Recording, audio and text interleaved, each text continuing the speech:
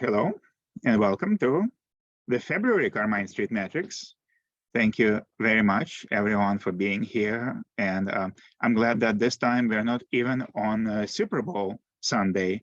Super Bowl is usually first Sunday of the month, but somehow it's second Sunday this time. Usually we still get fantastic attendance on Super Bowl Sunday anyway, but maybe even better this way.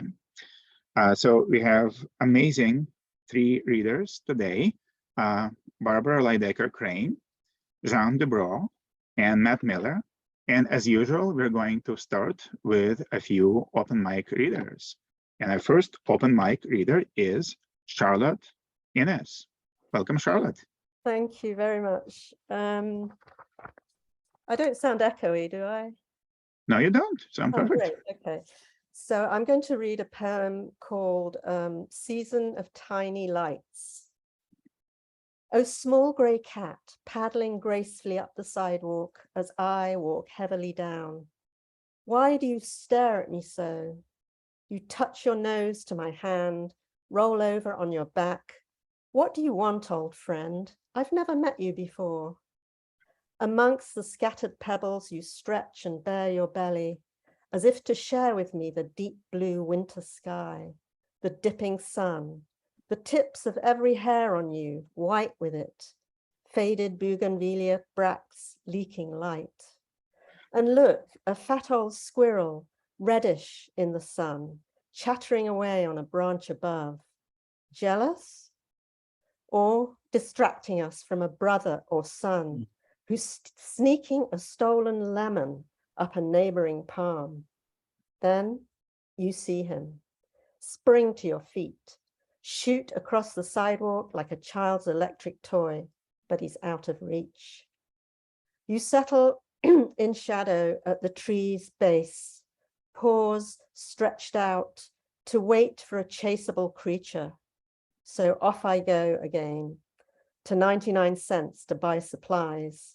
But the day has changed. With a grey cat, his inquiring nose, a fat squirrel, a stolen lemon, leaving a wisp of something hard to name, like the ghost of joy in the word enjoyment.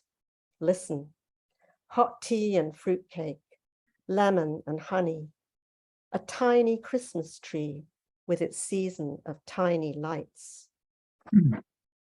Thank you very much, Charlotte. Thank you. Thank you. Our next open mic reader is Jehanne Castro. Welcome, Jehanne. Hi, all. I'm unmuted, so I hope you can hear me. We can hear you, yes. And so, okay, well, I'm reading a poem that has a weird image in it. So I'll tell you the image because it's a giant ear magnified on a wall. And there's something bubbling out of it. It might be, it looks like hydrogen peroxide, but I haven't yet discovered what the magical substance is. But the image, which comes and goes very fast, this is a very short poem, so the image is a giant bubbling magnified ear. And the poem opens with a quote from Pablo Neruda's Ode to Federico Garcia Lorca. The light wakes me. And Neruda sings to Lorca, what are verses for, if not for the dew? And the pages of history, not exactly visible, melt islands of black ice on curbs and walks.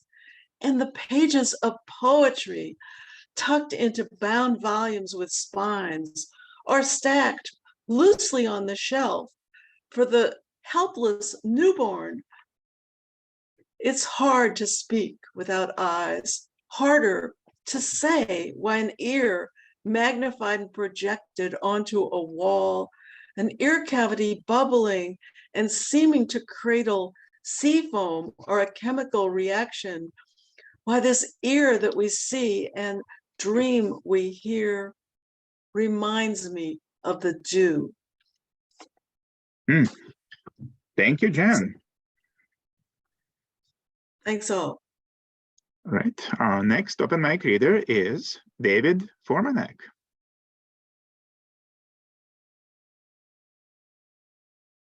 You are muted. Myself. Great. Hi, everyone. Well, I'm glad I was able to get here. And Crosswind's Poetry Journal just took another of my poems, and this one is in the kind of experimental two-part poems I've been working on recently. I would read that, but I only have one voice at a time, and someone in my poetry group says they give her a headache. I'll read this instead. Carapace. I should say, you know the geography of Manhattan, and up at the north end, Spuyten Creek, the Harlem River with the Hudson River. Carapace. As soon as I rang off after the meeting, I realized I had been welcome to stay and let the hosts know I had much in common, although I lived 200 miles away.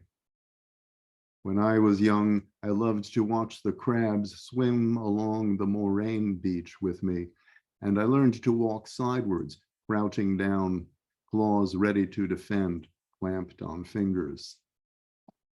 The rigid pinching that secures their meals enabled my dad's Uncle Charles obtain pails of blue crabs at Spuyten Creek, where I would live when I was in my teens. A chunk of rancid chicken in the water, a bell tied to the land end of a string, he'd sit in peace, snaring crabs for dinner.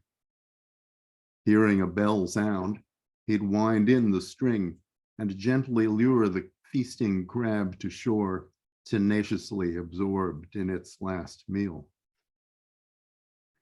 At low tides in Rhode Island, I'd turn over larger rocks and drop my palm of doom onto the crabs that congregate beneath them, the larger ones that blackfish love to bait fishing hooks.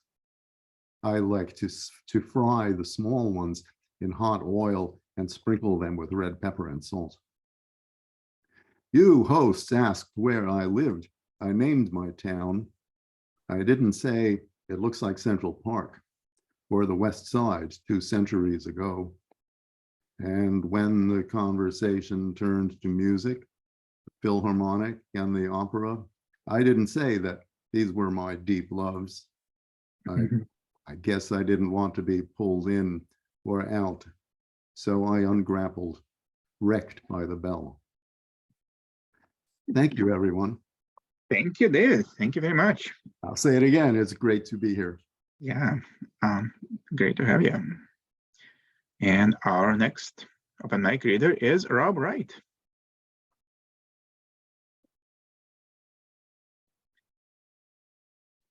Hello, everyone. It's great to be here. Hello. And this is Sonnet, a cosmos inverted Leonie in the 70s.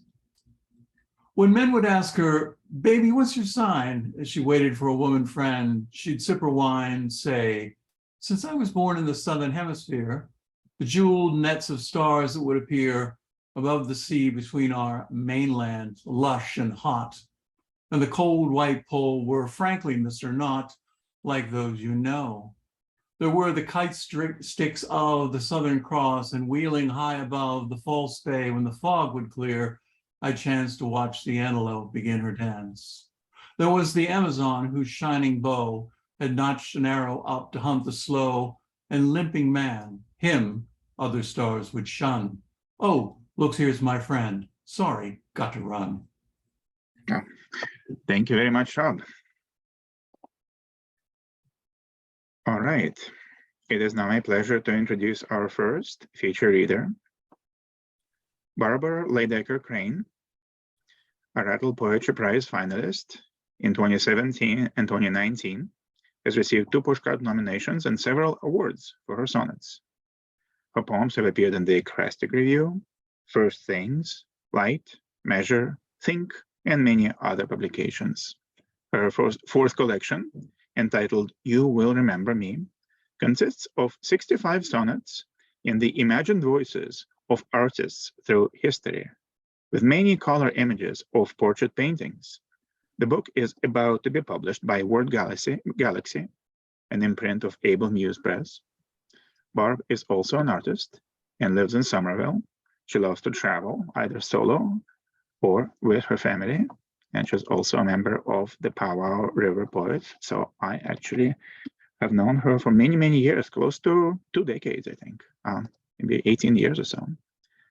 So at this time, welcome, Barb. And I'm going to try to do something which I haven't done before, but which we have practiced, which is to say, I'm going to display some images while Barb reads her poems. Now, the first image here is going to be the cover of Barb's book. And here it is. That's it. If you can make it out, it says, "You will remember me." And as Anton said, it's in the final editing stages with Able Muse. So thank you, Anton. And let's see. Oh, well, let me just remind everybody that since these are ekphrastic persona poems, every time you hear the word I in a poem, it's not me. It's the imagined voice of a particular artist. And you'll be seeing works by the particular artists that relate to the poems that I will read. So Anton, if you could put up the first one, it's the Holbein. Yes, that is it. So this is a portrait of the infamous Henry VIII, painted by Hans Holbein in 1540 in England. And I call my poem Painting Henry. So this is Holbein speaking. To feed my family, I paint his girth again. Such privilege at court I can't evade. King Henry's doublet could enfold 3 men inside its mink and glinting gold brocade. I draped a band of jewels around his chest. Together with the slope of his plumed hat, it makes a hint of halo, my private jest, and public jibe at this colossal rat. Although I've made his royal raiment glow, I've not adorned the plunder of his face, his tiny mouth, his cheeks like risen dough, his weasel eyes. And though I know my place and bow to most caprices and commands, I won't enlarge his most unmanly hands. That's that one. The next is Vermeer. And it's an image I'm sure you all know, Girl with a Pearl Earring by Johannes Vermeer, painted in the Netherlands in 1665. I found out in my research that Vermeer originally called this portrait Girl with a Turban. So that's what I call this poem. I had this daughter pose. She was 11 or 12 and pleased to skirt her chores that day as second mother to our other 7. Paintings of exotic women pay, and every grocer knows I'm short of cash. And so I dressed Maria in a gold coat and wrapped 2 lengths of silken sash around her head in turban style. Each fold gleamed when I turned her head to catch the light. To innocence, I added some allure. I had her lick and part her lips, not quite prepared to speak, enticing yet demure. Watching me with liquid eyes, she shows a wary longing for all she almost knows. And the next, Anton, is Johnson. Well, this is an interesting poem, I think. The research was interesting, really, the story behind it. The artist here is named Joshua Johnson, and he painted this in Baltimore in 1805. It has a rather lengthy title, but it's based on a woman's name, Elizabeth Grant, Bankson, Beatty, etc., etc. The poem is called Unspoken. I hold some history close about my birth and youth. In ads, I wrote, I've been self-taught, confronted obstacles to test my worth, and am a genius. My shameless tout has brought good income from my portrait work and chased away self-doubt. This client wanted shine, white lace, glass beads, brass tacks, her wealth and taste displayed. She asked if I would stay to dine, but I departed at the dinner bell, making mention of my family waiting, no slaves to cook for us. I'd never tell the facts my clients might find devastating. My father was white, my mother a black slave, who gave me strength and schooled me to behave. And Serebriakova. This is painted by a Ukrainian woman. Gosh, I can't remember now when I wrote it, whether the troubles, the war in Ukraine had started or not, but it certainly makes me think of that now. Serebriakova, this Ukrainian woman, painted this picture called House of Cards in 1919. And I call the poem Brood. No chatter from these four, nor a smile. My children build a house of cards to while away an afternoon. Their listless eyes reflect cascading loss and compromise. Their papa died, imprisoned without cause by Bolsheviks who scoffed at Russian laws. They looted and burned our beloved country home. I paint my children in a monochrome. I found an unused tube of Prussian blue. We face the choice of decent, healthy food or paint for me. I'll start next week to sketch with cheaper charcoal on paper. I will fetch what cash I can and work with speed and prayer. This painting holds my love and my despair. The last one in this series, no, the second to last, the penultimate, is one by Botero, Fernando, no, I'm sorry, that's wrong, by Laserstein. That's exactly right. Anton has it right. Lotte Laserstein painted in Germany before the Second World War. She painted this in Berlin, and the painting is called I and My Model. The poem is called My Other Life. In the 20s, before the brown shirts rise, a woman like me could live almost as free as a man. We seldom saw chastising eyes when walking arm in arm, my model and me. Rose was slim and striking, and she was bolder, tougher. Here she stands in just a slip and rests a hand lightly on my shoulder. Then came the tightened screws of Nazi grip, and Jewish artists weren't allowed to show their work or even buy supplies. Escaping to Sweden, I wept that Rose refused to go. I'm drawing children's portraits now and scraping by. This work I keep recalls the time. How could I know it then?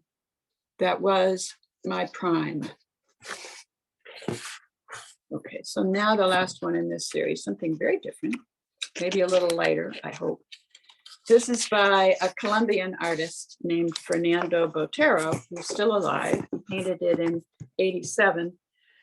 The painting is called The Poet, and my title is Boterismo, which is the name of this artist's signature style of painting these quite rotund people for political satire or for humor. Boterismo. Oh, and I will say one more thing. You'll see that this the subject here, called the poet, the subject here in the painting seems to have writer's block. So I think that's something that I, as well as probably many of you, can identify with. And I hope this one might make you smile a bit. I paint a pudgy poet in a glade. He's beefy, and he's hungry for the lines to polish off his sonnet, to serenade his love. his tie's askew as he reclines beside his paper, scribbling put aside. He stares out from the canvas and he broods. The muse has flown. He's moon-faced, beady-eyed, desperate for the opus that eludes him. Maybe I can help him in his courtship. I'll paint some peaches dropping from the trees. He'll hold one in his chubby-fingered grip. So sweet, he'll murmur, giving it a squeeze, imagining his luscious ingenue.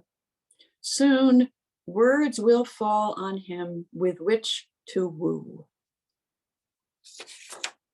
So that's it for the art, but I have one more short poem, which after I picked it, I realized it's also a persona poem, but of a very different sort, which you will see. And it's from a whole different series, which I've started writing of travel poems. It's called The African Elephant's Report.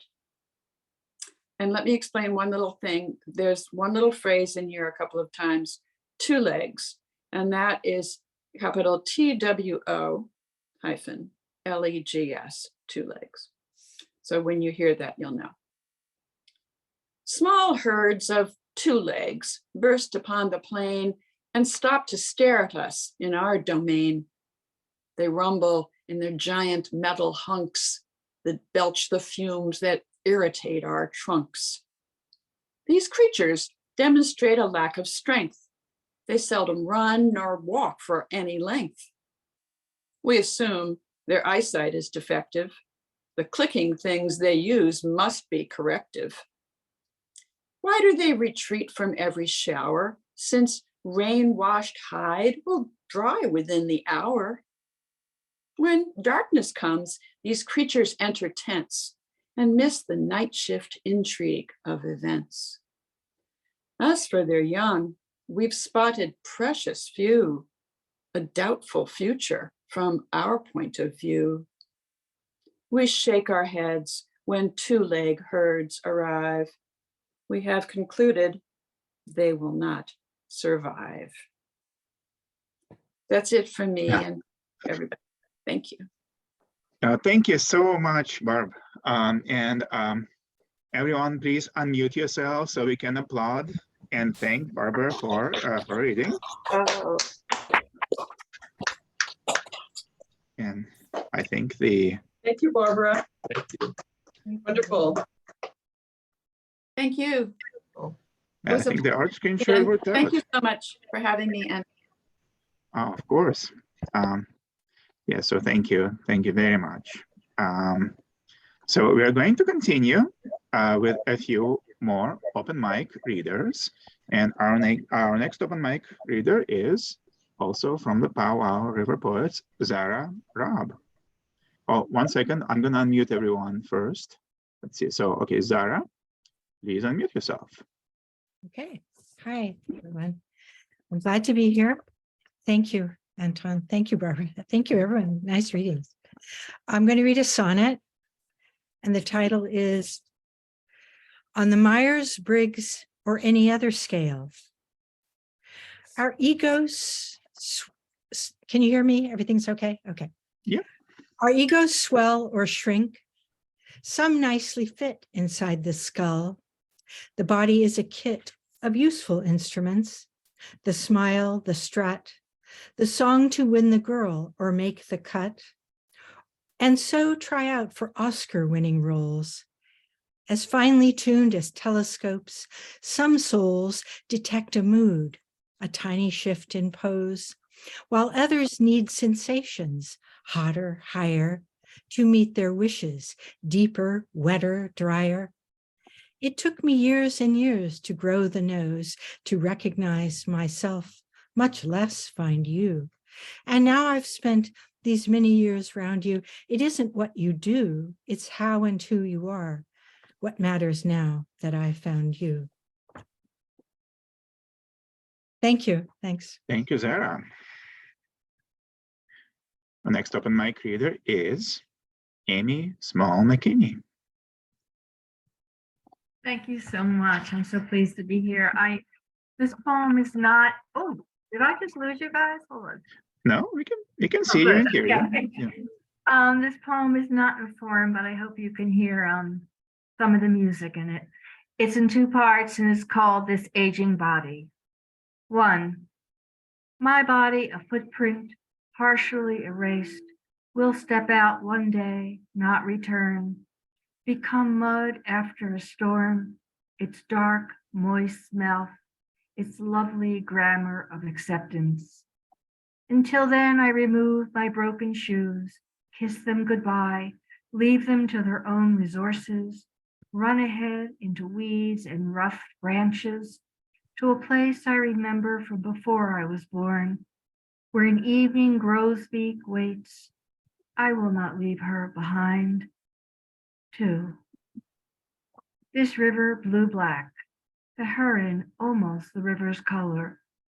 I think about diving into the muddy low tide with him, search for fish with him, my body all powdered down, my bill a harpoon, but herons are cautious of humans, and I agree it is best I remain on the white cushion of the pontoon, the sky in flames of cerise and neon, one long thin cloud cruising away, my body trying to learn its own constraints, its miracles.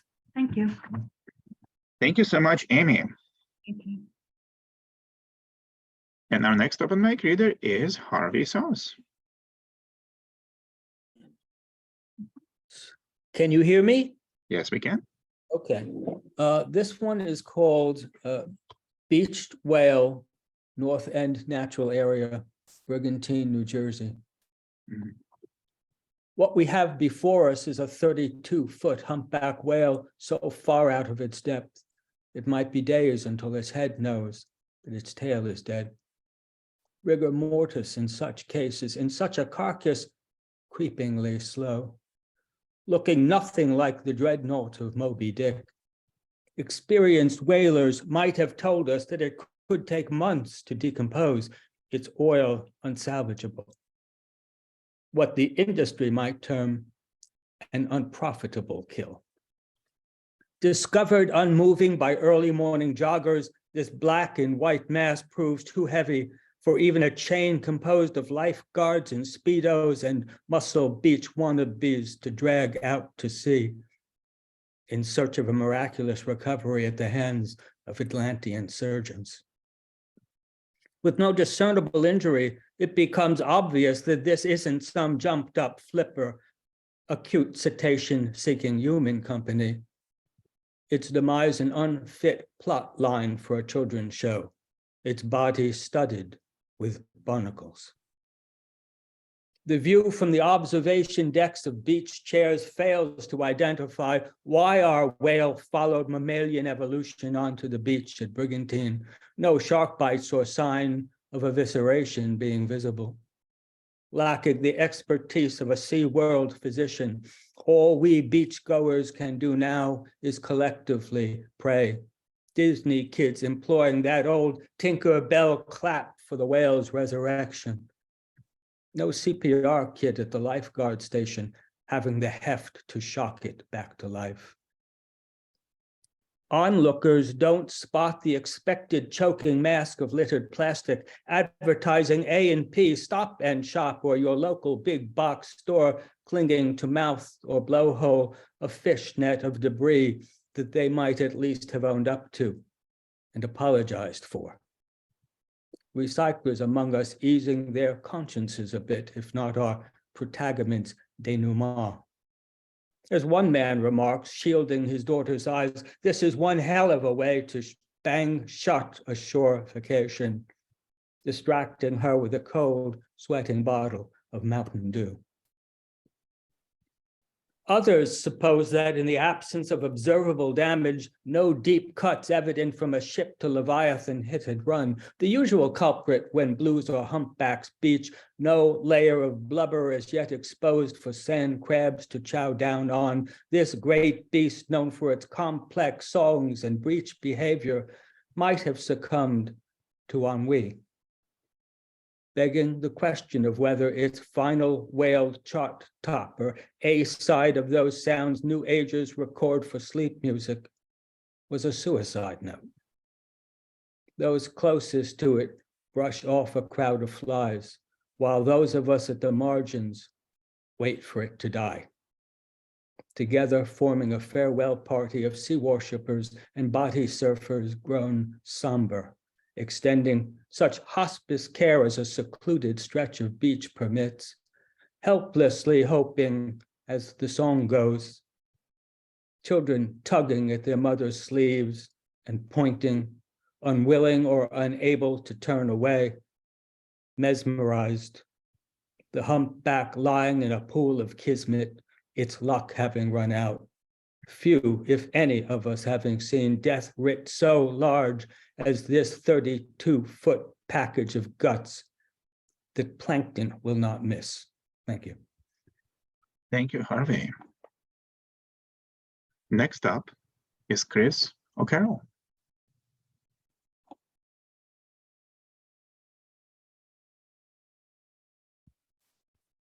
Thank you, Anton. February's here. Valentine's Day will be upon us before we know it. Now, I feel that it's important to be head over heels in love.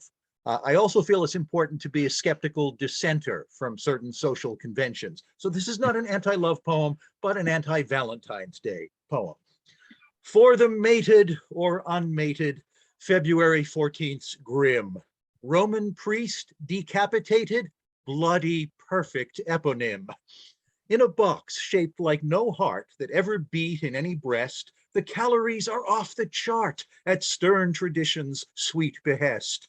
For those with floral allergies, the posies are a perfect pain, and cognitive abilities can dwindle from too much champagne. The theme, allegedly, is love, about which everyone's confused. When red push comes to satin shove, a heart of flesh is not amused.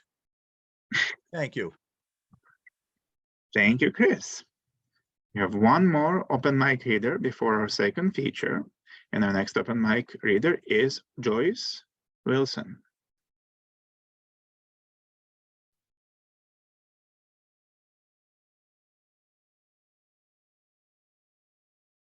And you can hear me? Yes, we can. Okay. This poem was inspired by the death of Emmett Till, and the structure is kind of a sequence of events that seem unstoppable, kind of a cause and effect. Then Emmett Till. Which of us would believe that women folk do what they have been raised to do, provoke? That Helens everywhere remain unknown until one makes a hero of a drone? Or fans a rumor toward an angry mob, the idle men who jump to do the job? There was an afternoon with time to kill. There was a young man's wife, then Emmett Till. Before he whistled, he was just a boy. Before the crime, there was his mother's joy. Then the verdict from the hapless jury, the open casket, and his mother's fury. Thank you, Joyce. Thank you. It is now time to introduce our second feature reader, Jehanne Dubrow. Jehanne Dubrow is the author of 9 poetry collections, including, most recently, Wild Kingdom from Louisiana State University Press, and 2 books of creative nonfiction, Through Smoke, an essay and notes from New Rivers Press, and Taste, a book of small bites from Columbia University Press. Her 3rd book of nonfiction, Exhibitions, Essays on Art and Atrocity, will be published by University of New Mexico Press in 2023. Her writing has appeared in Poetry, New England Review, Colorado Review, and the Southern Review, among others. She is a professor of creative writing at the University of North Texas. So please welcome Jehanne Dubrow. Thanks so much, Anton. I am so glad to be reading here with Barbara and Matt. I was just realizing, I think the last time I saw Matt, we were both baby poets at Swanee. So I'm really looking forward to hearing what he'll be reading. I'm going to read, because this is Carmine Street Metrics, I'm going to read formal poems today. So I picked a couple from some of my books. So I thought I'd start with this sonnet from my book, Red Army Red, which is about my coming of age in communist Poland in the 1980s. So this poem is called Undergarments of the Soviet Era.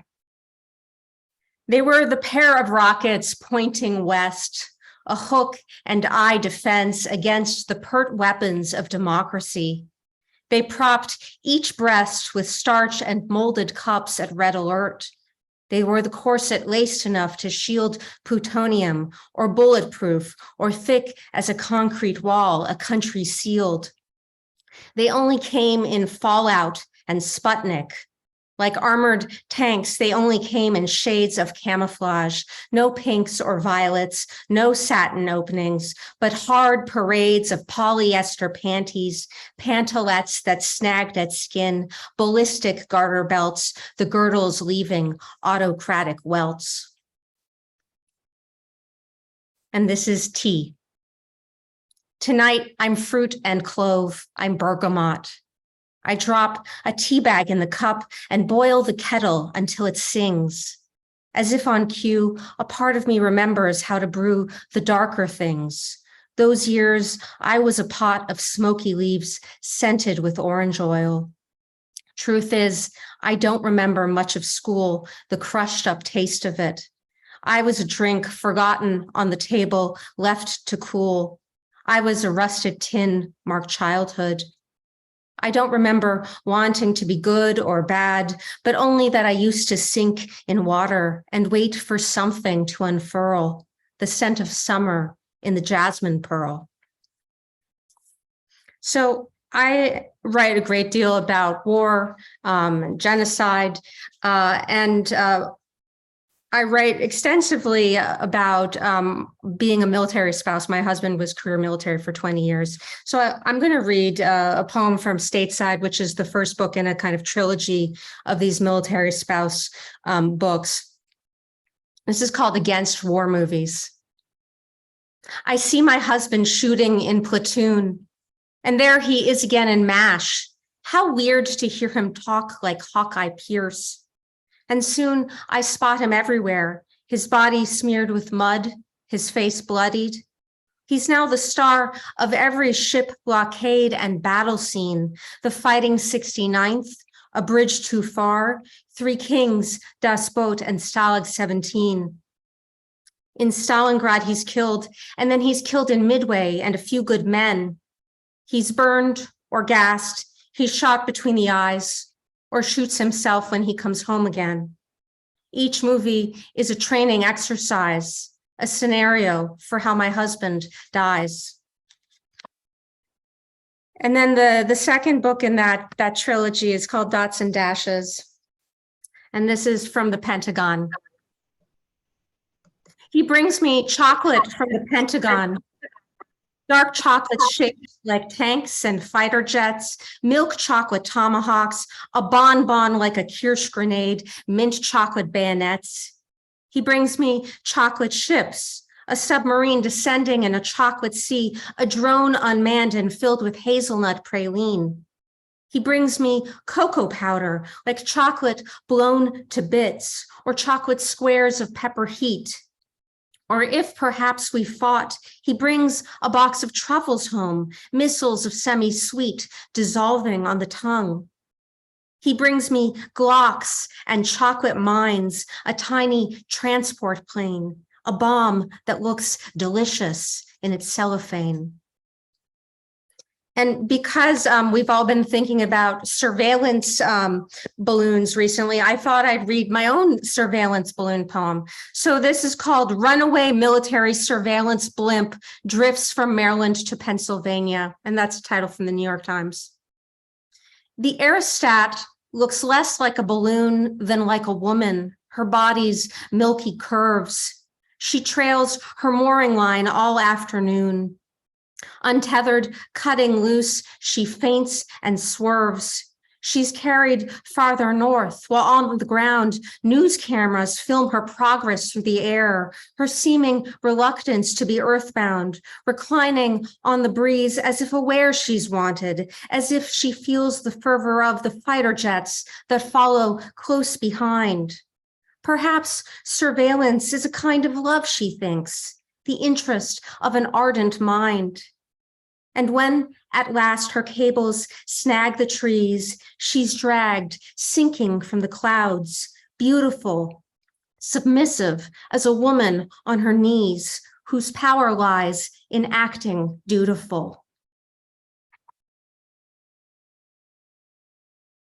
So I'll read a single poem from Simple Machines, which is actually a book comprised entirely of sonnets. There are 4 heroic crowns in the book, and then they're interspersed with a poem sonnets that are about simple machines. So this is Wireless Doorbell. What makes it chime when no one's waiting there? The porch is emptiness, the cul-de-sac, a concrete narrative that circles back upon itself, each house a questionnaire left blank. Our street has nothing to declare. Somewhere a fan whirs on, a Cadillac sits idling, and a window lets a crack of light across the lawn. The peephole stare is wide, revealing nothing's there. What makes the doorbell chime? A switch, a wire crossed, a ghost? We make a story from the sound without a maker. Perhaps it's our mistakes that visit us, the envelopes we lost, the keys, the little griefs we buried in the ground. And I thought I'd end actually with one less formal poem and then a closing sonnet. So this is from Wild Kingdom, which is a book about the horrors of being in academia. So this first poem is called Fairy Tale with Laryngitis and Resignation Letter. You remember the mermaid makes a deal. Her tongue evicted from her throat and moving is a knife cut with every step. This is what escape from water means. Dear colleagues, you write, for weeks I've been typing this letter in the bright kingdom of my imagination. Your body is a ship of pain. Pleasure is when you climb the rocks and watch the moonlight touching everywhere you want to go, a silver world called far away. Dear colleagues, you write, this place is a few sentences contained by the cursor's rippling barrier. What happened here is only beaks and brackets, the serif's liquid stroke. The old story has witches, a prince in love with the surging silence of women, a knife that turns the water red.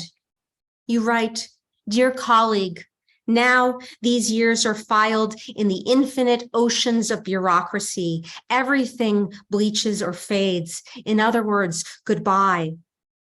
Sometimes it's possible to walk, although you've been told inside the oyster shell of your heart, there is no soul.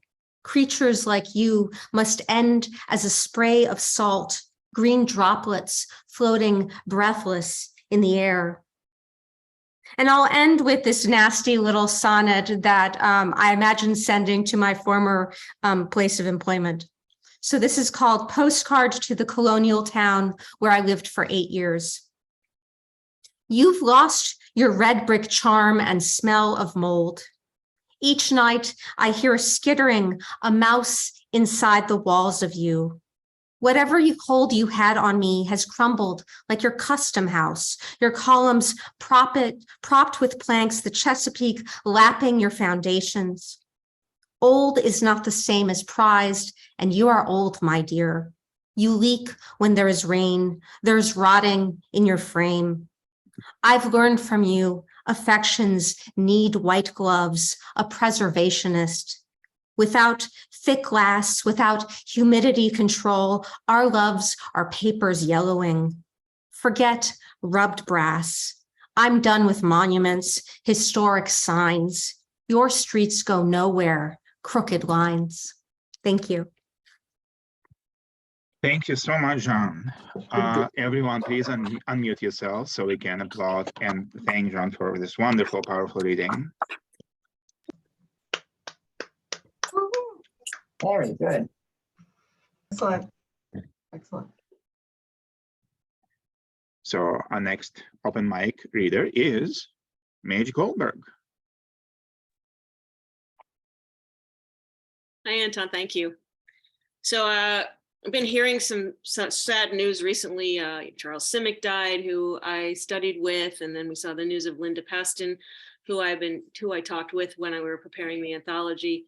So this poem is starting to seem even more real than when I wrote it a little while ago. It's called Forgetting a Name. I Search Through Old Emails. Looking through my inbox, I scroll back years. This email list is like a time machine. And there they are, the dead. Each one appears casually alive inside my screen. First one, then more. They start to multiply. The farther back I go, the more I see. There'll be less need to scroll as time goes by. The dead will pop right up, reminding me. I think back to my mother's phone book, red, spiral, pages emptied by gray erasures, the paper turning crinkly with the dead, their presence shrinking year by year like glaciers. No longer are the dead gone once they die, but always at hand, unable to reply. Thank you, Midge. Thank you. Next up is Mindy Levokove. Hi, everybody. Thank you so much, Hello. and everybody for reading. It's been an amazing open reading and an amazing time listening to wonderful features. Yeah, it's great to hear so many great poets that I don't know. Wonderful. Anyway, okay, so this one is called In the Ring. In the ring, the big deep swing, we laugh on purpose and look the side, hoping for rising ride. There isn't why we do, it's you and I, until it's time to go. To face, to tremble, to skid or fro, and bounce like rubber balls until we flatten. The group, the clade, the chorus loud, but not much listening here. And there are many walking quietly through that whisper, nearly, merely. Thank you. Thank you very much, Mindy, and I hope you join us again. Our next open mic reader is Ron Bremner. Well, in honor of Black History Month, I want to do my tribute to that great jazz trumpeter Miles Davis and his groundbreaking album, Bitches Brew. Miles boils his bitches brew in a night of worlds much blacker than black. His demons and angels let out slack for pharaohs dancing into the true. Miles runs the voodoo down and serves it up with a taste of free for those whose spirits would otherwise drown without such wild, mad sanctuary. Thank you and have a pleasant day. Thank you very much, Ron. I am now delighted to introduce our third feature reader. Matt Miller is the author of the poetry collections Tender the River, shortlisted for the Eric Hoffer Book Award, The Wounded for the Water, Club Icarus, and Cameo Diner poems. He was a winner of Nimrod International's Pablo Neruda Prize, the Poetry by the Sea Sonnet Sequence Contest, the River Styx Microfiction Prize, and the Iron Horse Reviews Trifecta Poetry Prize, the recipient of a Wallace Stegner Fellowship in Poetry, and a Walter E. Decken Fellowship in Poetry from the Sewanee Writers Conference. He teaches and coaches at Phillips Exeter Academy and lives with his family in coastal New Hampshire. Please welcome Matt Miller. Thank you so much, Anton, and thank you everybody for sharing your poetry and be able to read with Jean and Barbara. And this is great. It's a lot of fun. So I'm gonna, maybe in the spirit of this, what you all do, I'm gonna read a bunch of new stuff. I was just messaging with someone else who's here, Shira Dent's great poet who's listening in, that I'm so sick of my own poetry. I don't really want to read anymore, but I'm gonna read some new things. I've been reading from my newest book, 10 of the River, so much lately that in the last couple of years that I just want to do some new work. So it might not be very interesting, so bear with me. I guess I've been, one thing I've been noticing and writing about is as I'm getting a little older, and midway through our life, the right path lost kind of feeling, Dante-esque, and I've been writing a little bit of middle-age stuff, I think. And so this is a poem. This first poem goes back to me. I used to work a lot of times as a landscaper and construction stuff, and I was driving past a house that I used to cut the lawn for all the time, and I'm like, I know that yard more than anyone. I don't know who lives there, who lived there then, but I just started thinking about, like, I know that place so well, and I'll never go back there, and I don't really know anything about it. But so I wrote a poem about that. It's called Middle Distance. Some drizzling day you'll drive down a road you've not been on since you were 22, and tawny, sleeveless behind a 48-inch mower, jeans and boots dusty with August, a fatty of coke between your lip and gums, and nothing to your mind but the long lines you've made and all the lines yet left to mow, and a sprawl of yards around a sprawl of homes.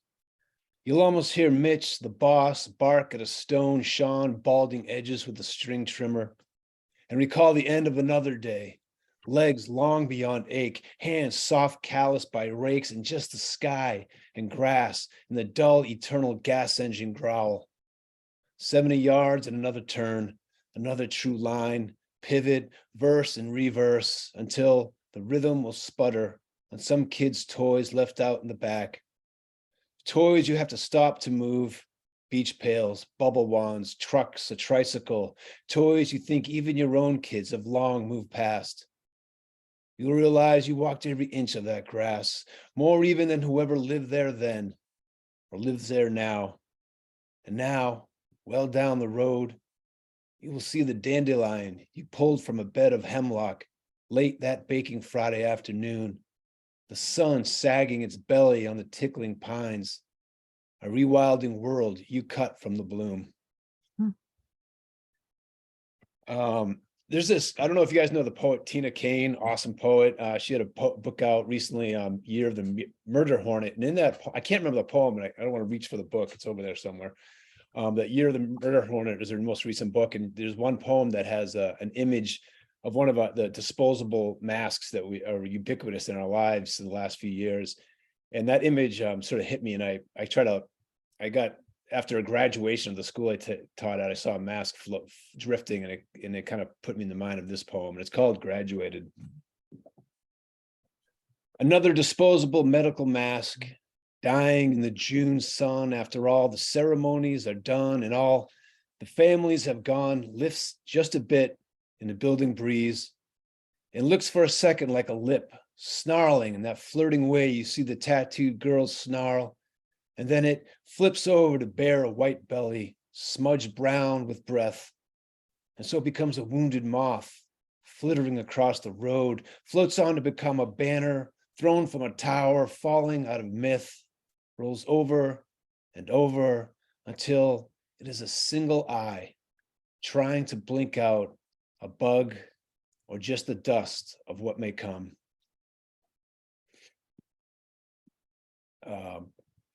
Back, I guess, through to my middle aging. This is just a poem. This is all new stuff. It's untested. Thank you for being generous with your time. This poem is called, and I think it's a blank verse, if I recall, called Plotting, loosely blank verse, in case anyone's really picky. I guess this is just, I was going for a run one day, or trying to go for a run, because one of those days there, things didn't hurt as much. And I started, and a huge storm came over. I'm like, geez, and like, lightning was coming, and just sort of like this poem hit me after. So it's called Plodding Through. Sometimes you go running in a light rain because today your knees and hips don't hurt as much. And cumulus rolled in to cool the next sweat August afternoon. And so you run through town out to the football field, sprint up the stadium stairs like you're 18 again, and being recruited by coaches again for your strength and speed. And as you reach the top, you see a darkening horizon as your son texts, "Hey, what's up? Practice got called because of lightning and rain." Then lightning rips across the curtain, and the rain starts soaking. You bomb down broken concrete, and don't stumble or slip as you sprint past the field hockey field, the hematomic sky forked with flashes of veiny white, with spidery bolts of baby blue, nothing you haven't seen 1,000 times. But there's a panic fisting your chest that makes it new. And now, dizzy maybe from the run or from your age, or is this the electric rub that people claim to feel before being struck? And for a breath, you pray to be struck. You think that this is how you die, how you want to die, taken up by a licking heat, and then thrown back to earth, a husk in the dirt, erased of all that has been scripted and rehearsed. But then you make it to the tree line and the muddy path into the woods, so you keep plodding through the puddles, pines, and clouds of deer flies swarming and biting at your back. But your knees and hips feel okay.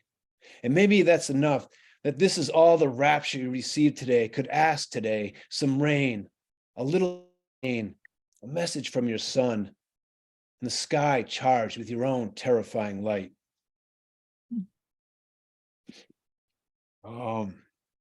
You think after a number of years, you'd stop writing about your dad.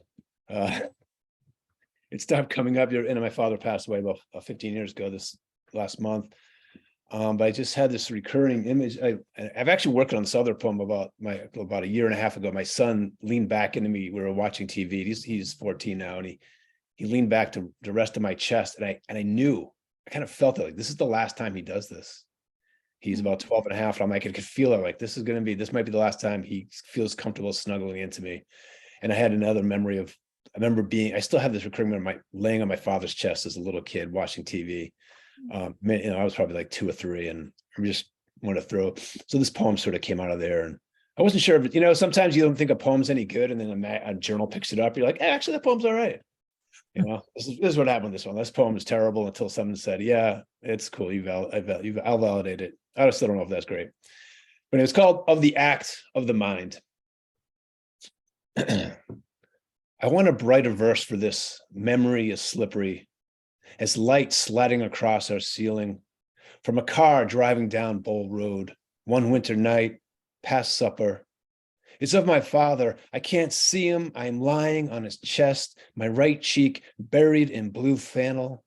I am half in a sleep, half in the pale blue of a color zenith in the old house in Chelmsford, where still I feel my body rise and lower, and rise, then lower, rise and lower upon his breath, with the mechanical constancy of the music box snow globe he bought at an airport, or our kitchen clock, or one day his ventilator.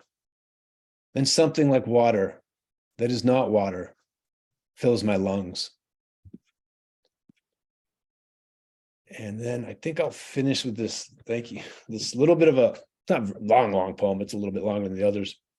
I don't know if this it's starting to happen to me in the last few years, that I'll see some kids walking down, like 15, 16-year-olds walking down the street or skateboarding down the street. I'm like, yeah, the next time I do that, oh wait, I'm not going to be 15 or 16 skateboarding down a road. Or next time I'll see some 20-year-olds or 30-year-olds. Next time I'm going to be, oh wait, I'm not going to, that doesn't happen again. You don't go to college again. You don't do it all over. You're not 18 again or 10 again. And unless there's some sort of reincarnation I'm not aware of that may happen. but I was started thinking about this piece was just thinking about that the next time through. What do I do the next time through this thing we call life? And these kind of verses kind of spilled out of me. It's called The Next Time Through. Next time through, I'll be better and build a treehouse with my dad. He'll teach me to map out plans on graphing paper. We'll measure and cut the kind of wood that he would know will hold us up. I'll be better at calculus and physics, know every nickel fret on a guitar neck. I'll be braver falling into song, braver walking through stanzas of poetry. I won't shrink inside my bulk, but lean into love. The next time through, I will be the better boy in the sandbox and stay inside my castle and not worry about all the other castles, because every castle crumbles into its own day of sun and rain. I'll be the better cat, staring out at winter windows, wondering how long the squirrel will sit on the fence post in the snow at dusk, dark eyes catching the glow of holiday lights left up too long. Next time through, I'll have more children hugging my legs when I come home from work. I will be better about why I work, about why it pains me to go to work, what is left at home and not the stone. I'll be a painter, and I'll be better at my lack of talent, at pushing off the soft critique of parents, the pangs of empty pockets. I'll be happy in the scrape of my own oils outside the Uffizi. The next time through, I won't bother you with my sadness, my barking at the dark horses running through a moonless night. I won't pretend my hands ever pulled you free from an ocean's rip. I'll pay attention to birds and teach leaves to my kids so they know beaches shed last, that goldfinches and starlings empty feeders in February. I'll be better at winds and tides and fishermen's knots. Next time through, I will soldier into service. I will be the adventurer cut from muscle in the movies. Next time I will ride storms, sail into black holes, and be the engine of my universe. Next time through, I'll live in Portugal or maybe Chile or China, and not because I want to be better than America. No, I'll live in some small town, working a hard job and sleep through every night. Next time I'll be a better man to men, assuming next time through I am a man or the trappings of a man. Next time I will be the brother that my own brothers imagine me to be. I will leave behind less treason, less doom, less brooding cartoon for my wife, my children to reason around, and all those tender eyes that left me paralyzed. Next time through, I'll take the line that you threw. Next time through, I'll be less vain and love you better, me better, and not be bent over by what comes next or gutted about what I missed or messed up. Next time through, I'll build tree houses for all of you. Thank you. Thank you. Thank you so much. And thank you for taking a chance on us with these new poems, which are amazing. Everyone, please unmute yourselves and we can all applaud. Bravo. Bravo. Thank you. Thank you. Thank you. Thank you, Anton. Thank you, Anton. Anton. That was a great reading.